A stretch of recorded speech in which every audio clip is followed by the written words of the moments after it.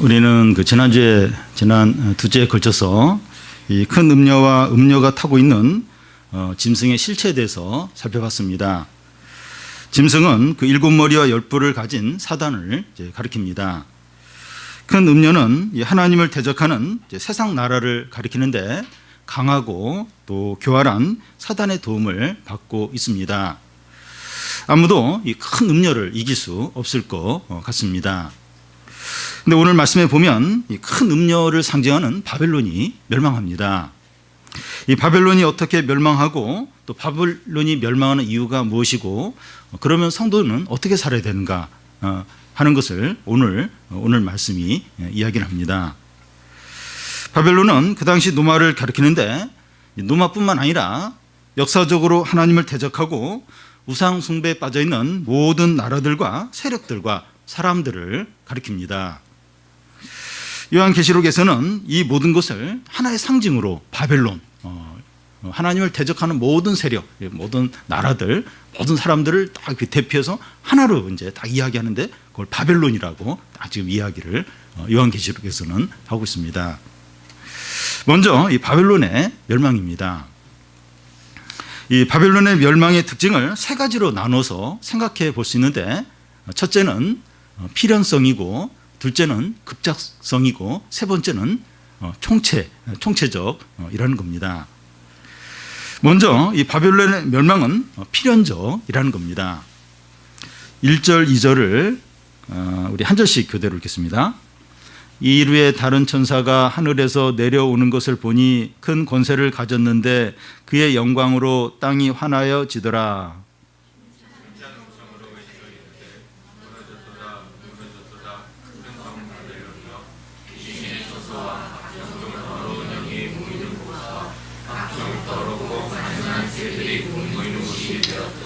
네. 먼저 바벨론의 멸망을 선언하는 이 천사를 이제 소개하고 있는데 이 하늘에서 내려오고 있고 큰 권세를 가졌고 그의 영광으로 땅이 환해졌다는 겁니다. 이런 표현들이 이제 무엇을 보여주는가 하면 이 천사는 하나님의 권세를 가졌고 바벨론의 멸망을 선언하고 있다는 겁니다. 그래서 이 천사의 어떤 선언이 너무나도 확실하다는 거예요. 너무나도 분명하다는 겁니다.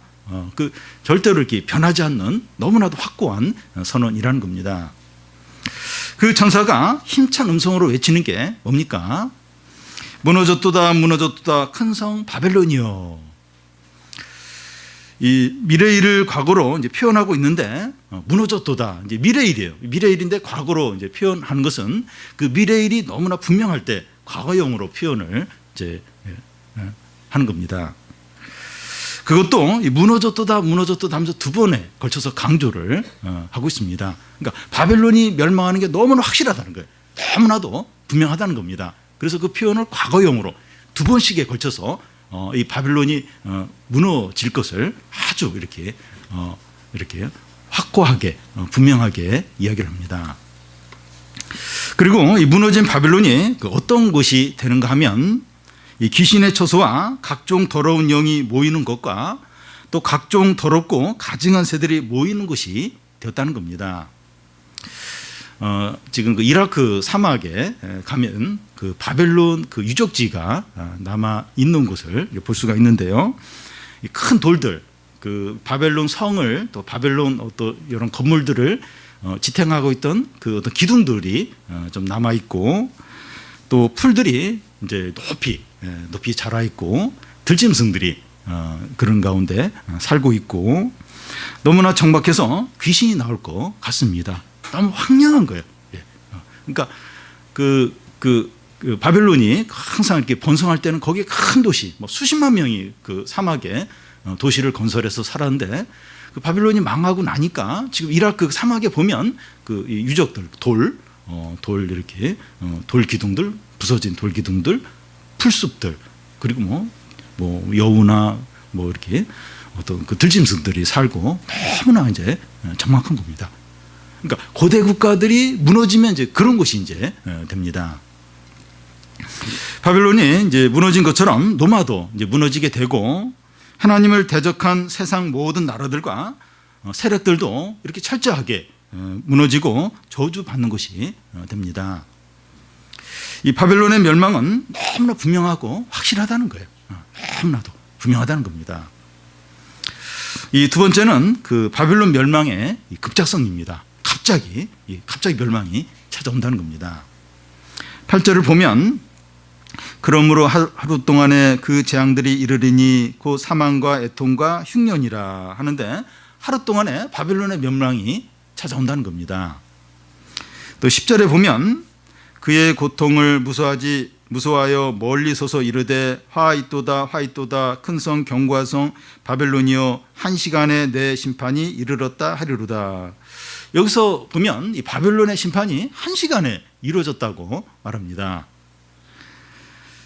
또 그 17절 앞에 보면 그 부가 한 시간에 망하였다고 이렇게 하는데 이 배로 상품을 노마에 실어서 이 나르던 선장들의 선장들의 그 부유함이 노마가 망하자 한 시간에 망하게 되었다는 겁니다. 또 19절 중간에 보면 배 부리는 모든 자들이 너의 보배로운 상품으로 치부하였더니 한 시간에 망하였도다. 이 배로 장사하는 사람들을 말하는데 이제 그들도 이제 노마가 망하니까 한 시간에 이제 한 시간에 망해 버렸다는 겁니다.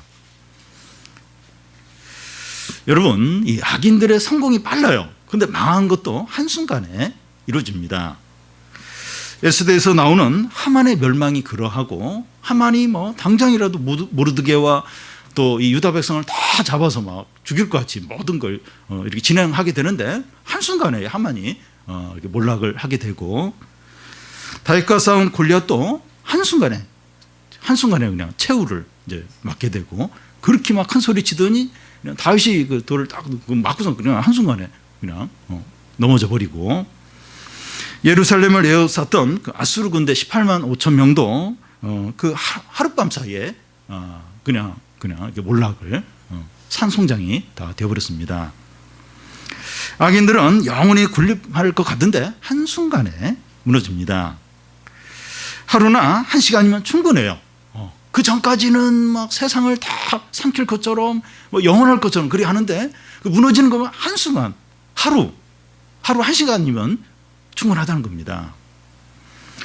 회사가 부도 나는 것을 보면 투자했던 회사가 갑자기 자금을 회수하고 주가가 폭락하면서 하루아침에 무너지는 것을 보게 됩니다. 그 회사가 수십 년 돼요. 수십 년. 근데 그냥 하루 사이에 그냥 무너지고 이렇게 몰락하는 것을 이제 보게 됩니다.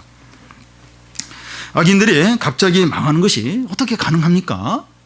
그 바벨론이 그 로마가 망하는 게 한순간에 망하는 게 어떻게 가능합니까? 이 8절 끝에 보면 그를 심판하시는 하나님이 강하기 때문입니다. 하나님이 그렇게 하신다는 거예요. 하나님이 바벨론이나 노마나 그런 것보다 훨씬 더 강하기 때문에 하나님이 그렇게 몰락하도록 하신다는 겁니다. 그래서 우리는 이 악하고 불의한 자들이 잘 되고 더 강해지는 것을 보면서 낙심하지 않아야 됩니다. 낙심이 되죠. 자꾸 참 못됐는데 불법을 쓰는데 악한데 잘 돼요. 이렇게 사업도 자꾸 번창하고 돈도 많이 벌고 더 막 이렇게 지위가 상승이 되고 그런 거 볼 때마다 더 불안해요. 더 힘들어요. 근데 낙심하지 않아야 합니다. 아무리 강하고 대단해 보여도 하나님의 때가 되면 한순간에 무너지기 때문입니다. 한순간에 몰락은 한순간에 이루어진다는 겁니다. 그러니까 참 믿는 사람에게는 그게 더 시험이에요. 저런데 내가 계속 이렇게 믿음을 지켜야 되는가, 계속 하나님 의지해야 되는가. 근데 그게 시험인 거예요. 근데 그 악하면서 강한 자가 한순간에 무너진다는 겁니다. 그러니까 그 하나님을 이제 의지하면서 그걸 견뎌야 되는 거예요. 믿음으로. 그래서 이 악인이 계속 번창하고 불법을 쓰는데 잘 되고 절대로 이제 부러워하거나 나도 좀 그렇게 한번 해볼까, 한번 쉽게 좀 살아볼까, 절대 그렇게 하지 말라는 겁니다. 이 셋째는 그 바벨론의 멸망의 총체성입니다. 총체적인 이제 멸망이 이제 온다는 겁니다. 21절을 보면 이에 한 힘센 천사가 큰 맷돌 같은 돌을 들어 바다에 던져 이르되 큰 성 바벨론이 이같이 비참하게 던져져 결코 다시 보이지 아니하리로다. 여기서 이 큰 맷돌은 소나 말이 돌리는 큰 맷돌을 가리킵니다. 그러니까 농촌에서 보면 이렇게 그냥 작은 맷돌이 있어요. 그냥 이렇게 할머니들이 또 뭐 엄마들이 부인들이 돌리는 그 맷돌 말고 그 소나 말이 돌리는 큰 맷돌이 있어요. 이렇게 이제 그 맷돌을 사람 키만한 그런 맷돌을 가리킵니다. 이런 맷돌을 바다에 던지면 다시 떠오르는 것이 불가능합니다. 힘센 천사가 큰 맷돌을 바다에 던지듯이 큰 바벨론을 던집니다. 다시는 재기하거나 회복할 수 없다는 겁니다.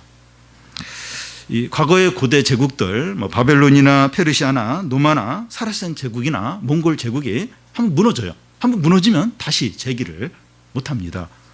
그 노마의 그 후손 이탈리아 있지 않는가? 이탈리아는 노마가 아니에요. 노마가 다 무너지고 다시 재기를 못해요. 이 바벨론의 후손이 이제 이라크인데, 그래도 이라크 있지 않는가? 그 이라크는 바벨론이 아니에요. 바벨론 무너졌고, 이제 거기에 이제 어떤 그 후손들이 그냥 작은 나라를 이루고 있는 거죠. 그런 강한 나라들이 이렇게 몰락하고 나서 다시 재기를 못합니다. 바벨론이 큰 맷돌이 바다에 던지듯이 던져졌기 때문에 다시 재기하는 것이 불가능합니다. 완전히 끝난 거예요. 노마는 완전히 끝났습니다. 노마뿐만 아니라 하나님을 대적하고 우상 숭배에 빠졌던 모든 나라들과 세력들과 사람들이 완전히 끝납니다. 하나님을 대적하고 우상 숭배하고 교만했던 그런 뭐 나라든지 세력이든지 사람들이 완전히 끝났어요. 끝납니다. 그러자 그동안 이 바벨론에서 이루어졌던 모든 것도 중단이 돼요. 이 바벨론이 무너지니까 바벨론 안에서 이루어졌던 모든 활동들, 뭐 모든 어떤 거래들, 모든 일들이 함께 중단이 되는 겁니다. 22절, 23절 우리 읽진 않았지만 한 절씩 교대로 읽겠습니다. 22절입니다.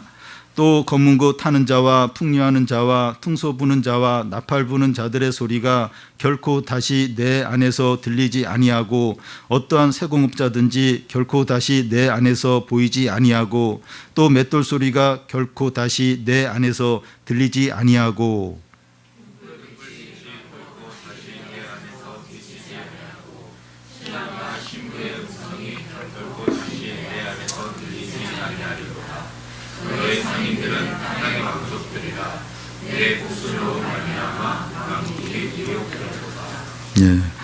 이 검은고나 풍류나 퉁소나 이 나팔은 음악을 가리키는데 이 음악이 그친다고 하는 것은 즐거움과 행복과 기쁨이 사라지는 것을 말합니다. 몇 년 전에 그 세월호 사고가 일어났을 때 모든 어떤 그 행사들 또 예능 프로들이 한동안 중지가 된 적이 있었습니다. 바벨론이 망하니까 음악도 그치는 거예요. 모든 음악 소리가 다 이제 끝난 겁니다. 또 세공업자들이 보이지 않는다고 하는데 이 세공업자는 이 사치품과 고가품을 만드는 자들입니다. 그런데 그들이 더 이상 보이지 않는다고 하는 것은 이제 바벨론이 망하니까 더 이상 사치품과 고가품을 만들 일이 없는 겁니다. 그러니까 그 수요가 있어야 이제 그 공급을 하게 되는데 그 사치품 만드는 사람들이 더 이상 물건을 팔 데가 없으니까 싹 사라진 거예요. 더 이상 뭐 그 사치품을 만들 일이 없는 겁니다. 이 맷돌 소리가 들리지 않는다고 하는데 이 맷돌을 돌린다고 하는 것은 음식을 만드는 것을 말합니다. 그러니까 옛날에는 이제 이렇게 빵을 만들려면 밀을 이제 이렇게 갈아야 되니까 맷돌을 돌리면 그게 이제 음식을 이제 만드는 거죠. 그런데 이 그 바벨론이 이제 멸망을 하니까 맷돌 돌릴 일이 없는 거예요. 음식을 만들 일이 없는 겁니다. 그러니까 바벨론이 망하기 전에는 막 각 집에서 매일마다 맷돌 돌리는 소리가 났어요. 그래서 음식을 만들었는데 바벨론이 망하니까 집에서 맷돌 돌리는 소리가 안 나요. 맷돌 돌릴 일이 없는 겁니다. 여기 등불빛이 비추지 않는다고 하는데 이제 등불빛이 비춘다고 하는 것은 그 일상적인 생활을 하는 것을 말합니다. 그런데 바벨론이 망하니까 일상생활도 할 수가 없는 겁니다. 여러분, 그 일상적인 생활을 하는 거, 우리가 뭐 이렇게 밥 먹고 또 학교 가고 직장 생활하고 또 이렇게 누구도 만나고 또 이렇게 일상적인 생활을 하는 게 당연한 게 은혜입니다. 은혜. 무슨 그 어떤 재해가 일어나든지 어떤 큰 그 사고가 일어나든지 뭐 전쟁이 일어나든지 이러면 그런 일상생활을 못해요. 일상생활을 못하게 됩니다. 근데 바벨론이 망하니까 은혜가 거두어지니까 일상생활이 다 중지가 되는 거예요. 학교 가는 사람도 없고 직장에 가는 사람도 없고 뭐 다 일상생활이 다 이제 중지가 되어버립니다. 또 신랑과 신부의 음성이 들리지 않는다고 하는데 신랑과 신부의 말소리는 기쁘고 행복이 가득한 말소리입니다. 신랑 신부가 하는 말들 이렇게 막 굉장히 막 기쁨과 흥분된 가운데 어떤 그런 이제 말소리죠. 그런데 이 바벨론이 망하니까 결혼하는 사람도 없는 겁니다. 우리 사회도 경제가 어려우니까 청년들이 연애를 안 해요. 연애도 안 하고 결혼도 안 하게 됩니다. 그러니까 이 결혼을 하면 이제 애를 낳게 되는데 애 낳는 게 두려운 거예요. 교육시켜야 되고 양육하는 그런 책임이 너무 이제 크고 하니까 그러니까 아예 결혼을 안 하려고 그래요. 돈도 없고 이러니까 그런 생각을 안 합니다. 신랑 신부의 말소리를 듣는 것이 힘들어진다 하는 것은 재앙의 전조입니다. 우리 사회가 지금 그렇게 돼버렸어요. 뭐 결혼율이 계속 떨어지고 출산율 절벽이라고 하는데 출산율도 뭐 계속해서 이렇게 나빠지고 있습니다. 우리 사회에 재앙이 이제 시작이 된 겁니다. 재앙이 시작이 된 겁니다. 바벨론이 망하니까 일상의 어떤 행복과 즐거움이 사라지는 겁니다. 사람들은 현재 일상에서 누리는 행복과 즐거움이 언제까지나 계속될 줄 생각을 하는데 딱 그게 중단이 될 때가 온다는 거예요. 물론 우리가 좀 힘들어요. 삶이 힘든데 그래도 이제 일상적인 어떤 생활을 해요. 이게 은혜인데 이런 어떤 삶이 계속 지속이 될 줄로 생각을 하는데 딱 중단이 될 때 모든 것이 스톱이 될 때가 온다는 겁니다. 그래서 현재 여러 가지 즐거움에 너무 만족하며 살지 않아야 됩니다. 물론 이제 즐겁게 살아야 되는데 감사하며 살아야 되는데 너무 일상생활이 너무 재미있고 이게 모든 것이고 그렇게 되지 않도록 해야 됩니다. 드라마나 스포츠나 영화나 게임을 너무 좋아하지 않아야 됩니다. 예배 시간은 빨리 끝났으면 좋겠고 그 드라마 너무 보고 싶고 빨리 그 막 드라마 생각만 하고 스포츠 너무 좋아하고 빨리 끝나고 그거 봐야 되는데 막 그리고 막 겹치면 그냥 이렇게 빠지고 스포츠 보고 그러니까 너무 그런 거 볼 수 있죠. 볼 수 있는데 너무 거기에 빠지고 너무 그걸 좋아하고 그렇게 되지 않도록 이제 해야 됩니다. 왜냐하면 이 하나님의 때가 되면 다 그런 게 이제 중단이 될 때가 돼요. 중단이 될 때가 오기 때문이죠. 그러니까 그게 모든 즐거움이고 그게 전부였는데 그게 딱 중단이 되면 그 사람 인생도 그냥 중단이 되는 거죠. 그냥 함께 그냥 무너지고 망하는 겁니다. 앞으로 이 없어질 것들 중에 한 가지만 더 이제 보면 그 12절부터 14절까지 우리 한 절씩 교대를 읽겠습니다. 그 상품은 금과 은과 보석과 진주와 세마포와 자주 옷감과 비단과 붉은 옷감이요 각종 항목과 각종 상아 그릇이요 각종 값진 나무와 그리와 철과 대리석으로 만든 각종 그릇이요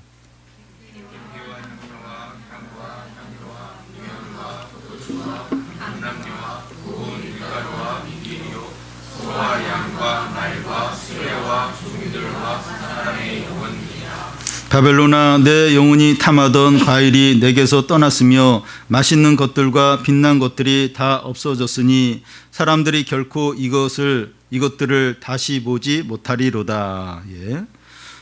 이게 이 항목들이 많은데 이게 한 28가지 이제 항목들입니다.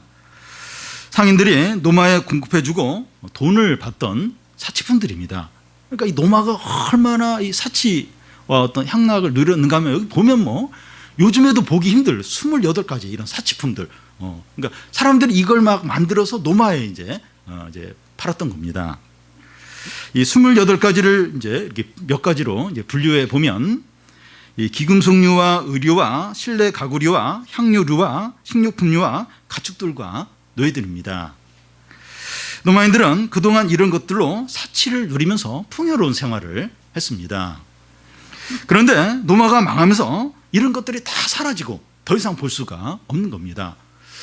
그 노마 때 사람들의 어떤 음식 먹는 습관이 뭔가 하면 다 안 먹어요. 이렇게 과일을 먹더라도 한 3분의 1만 먹고 버립니다, 바닥에. 그러니까 너무 먹는 게 많고 그러니까 과일이나 뭐 이런 좋은 것들을 다 안 먹어요. 조금 먹고 버리고 그 정도로 이제 풍요로웠던 겁니다. 그리고 막 먹을 건 너무 많고 근데 막 배가 부르니까 가서 가지고 토하고 또 와서 뭐 주워 먹고 그러니까 막 사치품과 맛있는 과일과 이게 너무 많은 거예요. 너무. 그러니까 그런 걸 막 그런 생활을 이제 했는데 노마가 망하면서 싹 사라진 거예요. 싹 사라지고 더 이상 그런 사치품을 볼 수가 없는 겁니다. 오늘날 이제 이런 것들에 해당하는 걸 생각을 해보면 이 고급 승용차나 고가 아파트나 이 명품 옷이나 명품 가구류나 이 공면 발광 다이오 TV 이건 발음하기도 어려운데 공면이면서 발광 다이오 너무 이제 이렇게 색상이 아름다운 그런 TV나 또 수천만 원 되는 와인류가 수천만 원을 이르러요. 이제 그런 것들이 여기에 해당이 됩니다. 그런데 이런 것들은 언젠가 다 사라질 때가 옵니다. 우리가 이런 물건들을 사용할 수는 있지만 너무나 마음을 많이 빼앗겨서는 안 됩니다. 뭐 명품 옷, 뭐 명품 가구류 뭐 쓸 수 있어요. 돈이 되면 뭐 돈 있으면 그리고 쓸 수 있죠. 근데 거기에 막 마음을 너무 어떤 부인들은 그 그릇 외국에서 이제 이렇게 그릇들을 사와가지고 그걸 다 이렇게 거실에 이렇게 전시해 놓고 그걸 자식보다 더 사랑해요. 만약 애가 그걸 깼다 그러면 애 잡고 그러니까 자기가 이제 아끼는 어떤 그런 걸 제일 소중하게 여기고 거기에 마음이 다 가 있고 그런 수집품 이렇게 모으는 재미로 살고 막 이제 그건 뭐 너무 이제 마음을 거기 이제 빼앗기는 거죠. 이런 것들을 가져야 행복한 것처럼 너무 매이지 않아야 됩니다. 그 옷을 사야 되는데 그 가전법 제품을 사야 되는데 그러면서 막 그걸 사기 전까지는 기쁨이 없는 거예요. 그리고 막 어떻게 해서든지 그걸 살려고 하고 또 그 자기보다 더 좋은 거 가진 사람은 막 부러워하고 막 그것 때문에 밤에 잠이 안 오고 기도도 안 되고 막 그건 너무 이제 매이는 거죠. 그리고 그걸 사야만 이렇게 행복한 것처럼 그 아파트에 살아야만 내가 이렇게 행복하고 은혜를 받을 수 있는 것처럼 그 차를 사야만 내 마음에 진정한 만족이 있고 그래야 말씀이 이제 들리고 어떤 그런 수준에 이르면 안 된다는 겁니다.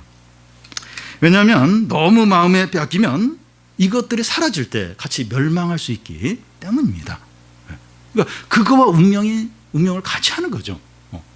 그게 이제 무너지면 함께 그 인생도 이제 무너지게 된다는 겁니다.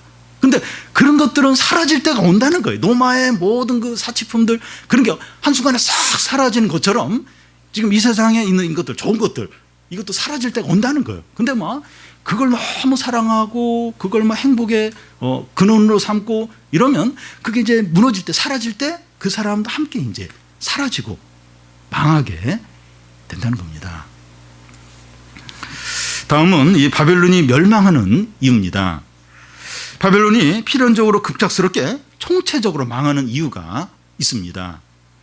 3절을 보면 그 음행의 진노의 포도주로 말미암아 만국이 무너졌으며 또 땅의 왕들이 그와 더불어 음행하였으며 땅의 상인들도 그 사치의 세력으로 치부하였도다 하더라. 여기 음행이라고 하는 것은 그 성적인 죄를 말하는 것이 아니라 하나님 대신에 다른 것을 경배하고 사랑하는 것을 말합니다. 바벨론이나 노마 같은 초강대국들은 이 자기 나라나 황제나 이 권력이나 부를 절대적으로 여기고 그것을 섬기도록 강요를 했습니다. 이것이 음행입니다. 이게 영적인 이제 음행입니다. 자기가 다스리는 나라들의 왕들에게 이런 영향을 주었습니다. 이 나라, 어떤 권력 이런 걸 섬겨야 된다. 이게 신이다. 이걸 이제 자기들도 그렇게 사람들에게 국민들에게 강요할 뿐만 아니라 자기들이 다스리는 나라도 그렇게 하도록 이제 그런 영향을 이제 끼친 겁니다. 음행의 포도주를 마시게 해서 함께 음행하도록 하는 겁니다. 그리고 이 하나님을 떠나 음행에 빠진 노마는 사치를 하게 됩니다. 노마인들이 이제 사치하는 생활을 추구하니까 온 세상의 상인들이 사치품을 만들어서 노마에 공급을 하는 겁니다. 그러니까 이 사치품을 만들래도 사는 곳이 있어야 이제 그걸 이제 만들게 되는데 노마가 그걸 다 사주니까 이 세상의 상인들이 그 사치품을 만드는데 막 이렇게 막 굉장한 그 힘을 쏟는 거. 왜냐하면 탈 데가 있으니까.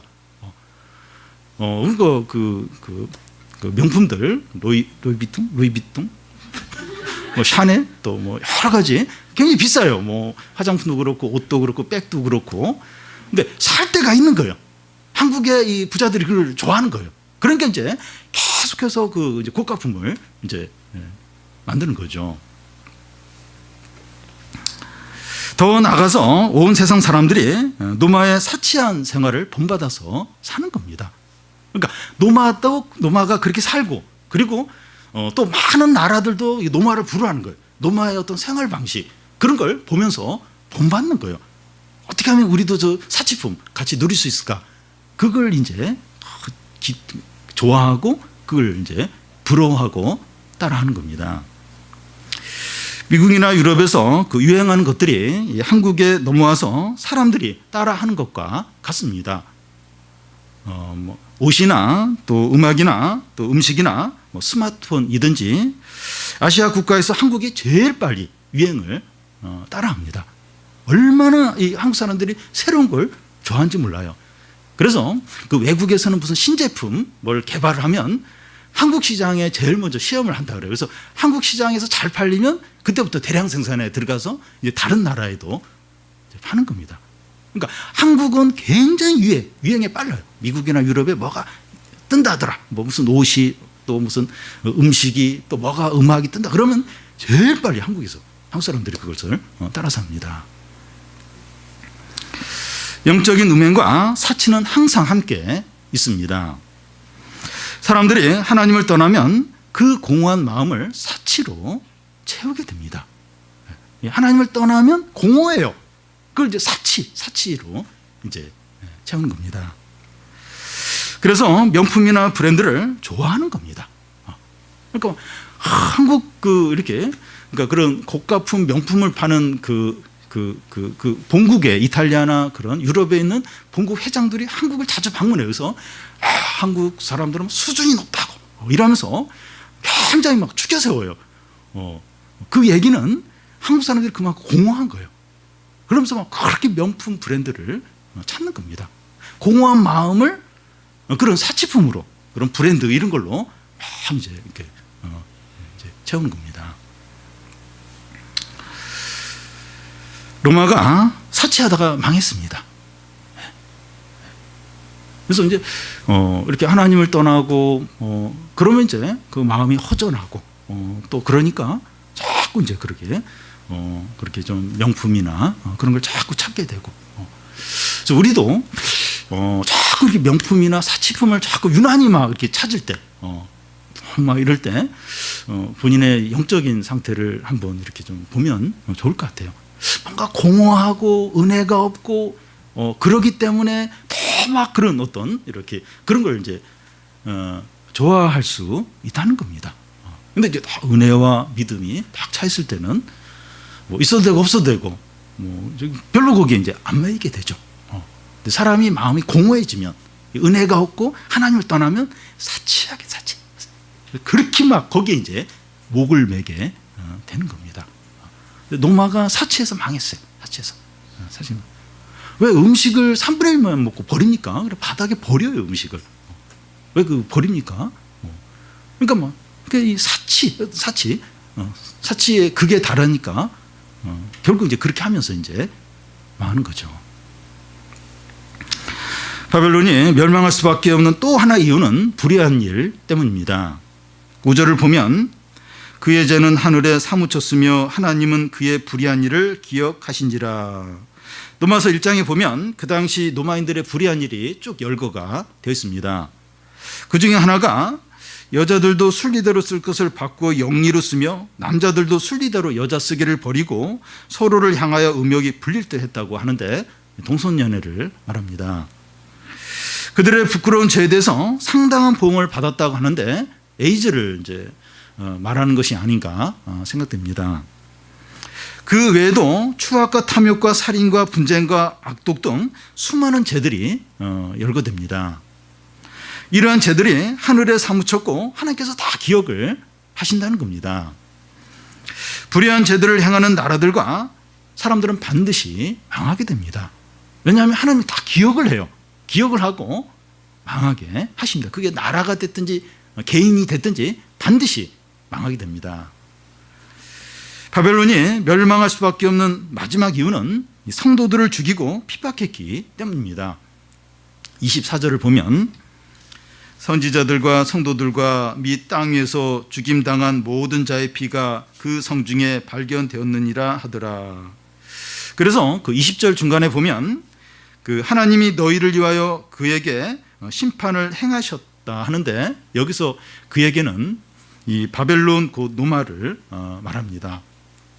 그렇게 성도들 선지자들의 피를 흘렸기 때문에 하나님께서 그 바벨론 곧 노마에게 심판을 행하신다는 겁니다. 사람들은 이 죄가 드러나지 않거나 그 법에 걸리지 않으면 괜찮다고 생각합니다. 걸리지만 않으면, 드러나지 않으면 괜찮다 이렇게 여깁니다. 그래서 죄 짓는 것을 두려워하지 않습니다. 그런데 하나님은 다 기억을 하세요. 뭐 드러났든지 안 드러났든지 하나님은 죄를 다 기억을 하십니다. 음행과 사치와 불의한 일과 신자를 핍박한 일을 다 기억하시고 갑절로 반드시 갚으십니다. 두 배로 철저하게 반드시 갚으십니다. 회개하지 않는 죄는 반드시 심판하게 됩니다. 어떤 사람은 심판을 안 받고 편안히 죽어요. 편안히. 진짜 나쁜 짓 많이 했는데, 죄를 많이 졌는데 편안히 죽는 사람이 있어요. 그 사람은 다시 부활을 해요. 다시 부활을 시켜서 영원한 진노를 받게 하십니다. 마지막 날 되면 다 부활해요. 다 몸으로 부활해서 영원한 진노를 반드시 받게 하십니다. 음행과 사치와 불의한 일과 신자를 핍박하는 나라나 단체나 사람은 반드시 망하게 돼요. 그것도 급작스럽게. 절대 안 망할 것 같은데 갑자기 망하고 총체적인 멸망을 당하게 됩니다. 그러니까 완전한, 그러니까 아무것도 건지지 못할 정도로 완전한 멸망을 당하게 됩니다. 그래서 뭐 다른 사람 모르고 뭐 크게 뭐 법에 안 걸리고 이건 괜찮지 않는가? 양심은 걸리지만 그래도 이렇게 사람들 모르니까 괜찮지 않는가? 하나님은 다 보고 계세요. 다 기억을 하시고 반드시 나라든지 단체든지 개인이든지 심판을 하십니다. 만약 편안히 죽어도 다시 몸으로 부활하게 해서 영원한 진노를 받게 하신다는 겁니다. 이 세상에서도 갑작스럽게 망할 수 있어요. 이렇게 괜찮고 보면 뭐 이렇게 든든하고 튼튼하고 근데 갑작스럽게 망하게 되고 총체적으로, 그러니까 건질 게 하나도 없어요. 완전하게 심판을 받게 된다는 겁니다. 그래서 우리가 이게 죄를 안 지을 수 없지만 죄를 지으면 회개를 해야 돼요. 회개를 하고 그 죄를 짓지 않도록, 다시 반복해서 짓지 않도록 해야 됩니다.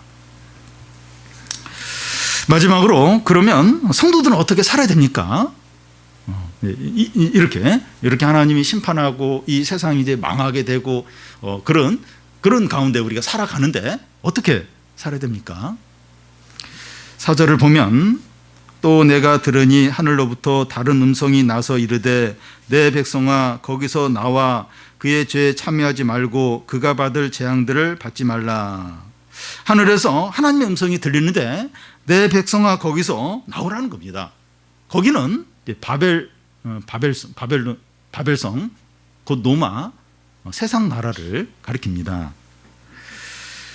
그 당시에 노마가 이제 세계를 다 지배했었는데 노마에서 나온다고 하는 것은 깊은 산이나 광야로 들어가라는 겁니까? 믿는 사람들끼리 깊은 산속이나 광야에 따로 모여서 신앙촌 같은 거 만들어서 살라는 겁니까? 그렇지 않습니다. 공간적인 분리를 말하는 것이 아니라 정신적인 분리를 말합니다. 그곳에서 나와라. 세상 도시에서 나와라. 이건 공간적인 분리가 아니라 정신적인 분리를 말하는 겁니다. 세상 가치관과 생활 방식을 쫓지 말라는 겁니다. 세상에서 살지만 어떤 세상의 가치관, 세상의 정신, 세상의 어떤 생활 방식대로 살지 말라는 겁니다. 여러분, 이 마음의 분리가 중요합니다. 이 롯의 처는 분명히 소돔에서 몸은 나왔어요. 근데 마음은 여전히 소돔에 향해 있었기 때문에 소돔 기둥이 되었습니다. 몸은 교회에 있어도 마음은 세상에 있을 수 있다는 겁니다. 몸은 여기에 있는데 마음은 다 이렇게 다른데 세상에 거기에 이제 가 있을 수 있다는 거예요. 이게 마음이 중요해요. 몸보다도 마음이 훨씬 더 중요합니다. 지금 내 마음이 어디가 있느냐? 내 마음이 어디가 있느냐? 마음이 중요하죠. 그런데 우리는 세상을 떠나 살 수 없는데 어떻게 세상과 분리될 수 있습니까? 이 세상을 못 떠나요. 세상 이거 살아야 됩니다. 근데 어떻게 이 세상에서 우리가 분리되어 살 수 있습니까? 사는 목적을 다르게 하는 것입니다. 이렇게 세상에 살지만 세상에 분리된다고 하는 것은 세상을 사는 목적이 다른 거예요. 이 세상 사람들과 다른 목적으로 사는 겁니다. 세상에서 성공하고 안정되고 행복하고 사치하고 즐기는 것을 목표로 하지 않는 겁니다. 그러니까 세상을 목표로 살지 않는 거예요. 세상에서 성공하고 세상에서 누리고 세상에서 기쁨을 찾는 그런 목적으로 살지 않는 거예요. 이 목적이 다른 겁니다. 세상에 살아요. 똑같이 학교 다니고 공부하고 직장 생활하고 돈도 벌고 똑같이 사는데 목적이 다른 거예요. 세상이 목적이 아닌 거예요. 목적을 다르게 하는 겁니다. 그러면 우리는 어떤 목적으로 살아야 됩니까? 이 목적이 달라야 되는데 어떤 목표로 살아야 됩니까? 영원한 것과 하늘에 있는 것과 하나님 나라를 위해서 사는 겁니다. 땅에 있는 것을 위해서가 아니라 하늘에 있는 것을 위해서 살고 눈에 보이는 것이 아니라 보이지 않는 것을 위해서 사는 겁니다. 그런 가운데서 열심히 살다 보면 뭐 돈을 벌 수도 있고 성공할 수도 있습니다. 분명히 하나님 나라를 위해서 믿음으로 사는데 뭐 돈이 벌려요. 성공해요. 그러면 뭐 돈도 벌고 성공을 하는 거죠. 그렇게 살아야지 세상이 전부이고 또 세상에서 다 얻으려고 하면 세상과 함께 망할 수 있습니다. 그건 이제 마음이 세상에 다 가 있는 거죠. 그럼 세상과 함께 망하는 겁니다. 그래서 이제 사는데 목적이 달라요. 내가 왜 이걸 하는가? 내 목적이 뭔가? 내가 무엇을 해서 사는가? 그걸 계속 이제 생각을 해야 되는 거죠. 그래야 이제 세상과 함께 안 망하는 거죠. 그러니까 마음이 보이지 않는 거, 하늘에 있는 거, 거기에 이제 향해야 되는 거죠. 그래서 우리가 예배를 드릴 때나 이렇게 말씀을 읽을 때나 자꾸 그걸 내가 사는 목적이 뭐지? 내가 지금 뭘 바라보고 있지? 그걸 자꾸 확인해야 돼요. 그렇지 않으면 몸은 교회에 오고 또 이렇게 예배도 드리는데 마음은 세상에 다 가 있을 수 있는 겁니다. 그래서 내가 지금 인생을 사는데 내 목적이 다른가? 아니면 세상 사람 똑같은가? 내 마음이 지금 어디가 있는가? 내가 지금 바라보는 게 뭔가? 자꾸 확인을 해야 돼요. 그러니까 이게 사실 쉽지는 않아요. 우리도 공부도 해야 되고 돈도 벌어야 되고 성공도 해야 되는데 그래야 되는데 목표가 다르고 또 마음을 다르게 한다는 게 사실은 굉장히 어려워요. 그래서 자꾸 이 동기를 확인해 보고 목적을 새롭게 해야 됩니다. 그렇지 않으면 우리도 모르게 그냥 세상에 마음이 다 가 있고 그게 우선순위에 가 있고 그걸 위해서 살게 되는 겁니다. 그러면 이제 같이 망하는 겁니다. 이 바벨론은 망하는데, 노마는 망하는데, 이 세상 나라는 망하는데, 직장도 무너지고 돈도 사라지는데, 인기도 사라지게 되는데, 그거 이렇게 망하면서 함께 그냥, 왜냐하면 그게 전부였고 거기에 마음이 향해 있었기 때문에 그거 무너질 때 같이 망할 수밖에 없는 겁니다. 그럼 우리는 어떤 기쁨, 어디서 기쁨을 얻어야 됩니까? 우리도 기쁨이 필요해요. 우리도 기쁨이 필요한데 어디서 우리의 기쁨과 위로를 얻어야 됩니까? 20절을 보면 하늘과 성도들과 사도들과 선지자들아 그로 말미암아 즐거워하라. 하나님이 너희를 위하여 그에게 심판을 행하셨음이라 하더라. 하나님은 이 성도들을 위하여 세상을 심판하십니다. 성도들의 핍박과 죽음에 대해서 갚아주기 위해서이고 또 성도들의 존귀와 영광과 의로움을 드러내기 위해서 세상을 심판하십니다. 그러니까 이 성도들의 어떤 억울한 일을 이제 갚아주고 불의한 당한 일을 갚아주기 위해서 그리고 성도들의 존귀와 영광을 드러내기 위해서 성도가 옳다, 의롭다 그걸 드러내기 위해서 세상을 심판합니다. 하나님은 이 성도들의 유익과 영광과 기쁨을 위해서 모든 일을 하십니다. 하나님 하시는 모든 일들은 성도의 유익과 영광을 위해서 하십니다. 성도는 이런 하나님을 즐거워하고 기뻐하는 자들입니다. 이런 하나님이 좋아요. 이런 하나님이 즐거운 겁니다. 성도는 예배와 찬양과 기도와 성도들의 교제를 기뻐하는 자들입니다. 믿지 않는 자들은 우리에게 뭐가 그렇게 좋아서 하루 종일 교회에 있느냐, 이 저녁 시간에 쉬고 TV나 보고 맛있는 거 먹지 왜 교회 가느냐 하면서 의아해하고 이해를 못합니다. 미쳤냐, 왜 이렇게 전화를 할 때마다 교회 있냐고, 하루 종일 교회 있냐고 이러면서 이해를 못해요. 그 교회 가면 돈 주냐, 이런 이해를 못합니다. 그런데 세상이 모르는 기쁨이 이곳에 있는 거예요. 기쁨이 이곳에 있기 때문입니다. 물론 성도도 TV나 스포츠나 영화나 또 다른 어떤 취미생활을 하면서 즐거워할 수 있습니다. 거기서 이렇게 즐거움을 얻을 수 있어요. 그런데 이런 것들은 진정한 기쁨이 아니에요. 이건 있어도 되고 없어도 되고 안 봐도 되고 안 해도 되고 그런 것들입니다. 그런데 하나님과 그의 말씀과 은혜가 진정한 기쁨이죠. 여기서 이제 기쁨을 얻는 것이죠. 하나님이 하시는 모든 일들은 우리의 유익을 위해서, 하나님이 바벨론과 노마와 세상 나라를 심판하는데 우리의 어떤 의로움을 드러내고 우리의 유익을 위해서, 그리고 우리의 어떤 억울한 일을, 우리가 당한 불의한 일을 갚아주기 위해서 하나님이 모든 일을 하신 거예요. 그래서 그 하나님이 좋은 겁니다. 그 하나님이 기쁨이 되는 거예요. 그리고 이런 하나님의 말씀을 들을 때 행복한 겁니다. 위로가 되는 거죠. 이런 자들이 이제 성도들입니다. 우리가 이 시간 왜 여기에 와 있습니까? 왜 여기에 오셨습니까? 우리의 목표가 세상 사람과 다르기 때문이죠. 다르기 때문에 이곳에 와 있는 겁니다. 우리가 사는 목적은 하나님을 영화롭게 하는 데 있습니다. 하나님이 높임을 받고 하나님의 뜻이 이루어지고 하나님이 찬양을 받는, 거기에 우리의 삶의 목표가 있습니다. 그래서 우리가 공부를 하든지 직장생활을 하든지 사업을 하든지 자녀를 양육하든지 우리의 목표가 하나님을 영화롭게 하는 데 있어야 됩니다. 무엇을 하든지. 그래서 사업이 우리 생각대로 안 되고 또 내가 생각한 대로 자녀가 이렇게 자라지 않고 또 성적이 또 잘 안 나오고 또 경제적으로 어렵고 또 가족에 아픈 사람이 있어도 이 모든 걸 통해서 이제 하나님 영화롭게, 내가 이런 가운데서 어떻게 하는 게 하나님이 높임을 받을까, 하나님의 뜻이 이루어질까, 이제 거기에 이제 초점을 맞춰서 사는 자들이죠. 그래서 하나님의 뜻이 이루어지고 하나님 이름이 높임을 받았으면 된 거예요. 된 겁니다. 그 나머지 것들은 이제 잘 되면 좋지만 혹 안 돼도 괜찮은 겁니다.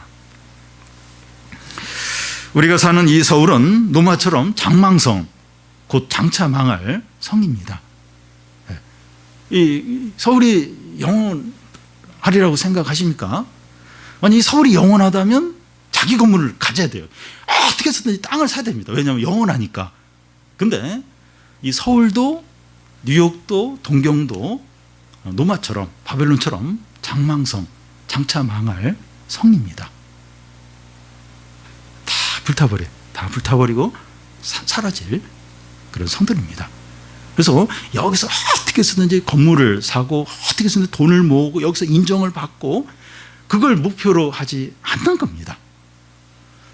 한 국회의원이 막 그 문화재 그 건물들을 막 그렇게 많이 사가지고 지금 문제가 되고 있는데 그 영원하다면 그렇게 사야 되죠. 막 돈 될 만한 건물도 사고 어떻게 해서든지 땅도 사고. 근데 이 서울 건물 있으면 뭐 살기 좋겠지만 장망성 장차 망할 성입니다. 우리가 사는 서울은 노마와 바벨론의 특징을 다 가지고 있습니다. 그렇지 않습니까? 이 모든 좋은 것들이 서울에 다 몰려 있어요. 뭐 지방에는 별로 없고 서울에 모든 좋은 것들. 우리는 잘 모르지만 저 이렇게 잘 사는 사람들 보면 캐슬에 살아요. 캐슬에. 집이 아니에요. 뭐 운동장 같아요. 뭐 호텔 같고 좀 모든 좋은 것들, 사치품들. 그러니까 이 돈이 없는 사람은 잘 몰라요. 근데 돈 있는 사람은 뭐 별의별 다 합니다. 노마 같고 바벨론 같고 그 특징을 지금 서울이 가지고 있습니다. 음행과 사치와 불의한 일들과 성도를 핍박하는 일들이 매일매일 행해지고 있습니다. 바벨론 성과 같은 이 서울에서 세상을 쫓지 않고 하나님을 영화롭게 하는 것을 목표로 삼아서 진정한 기쁨과 은혜를 누리는 성도들이 다 되시기를 바랍니다.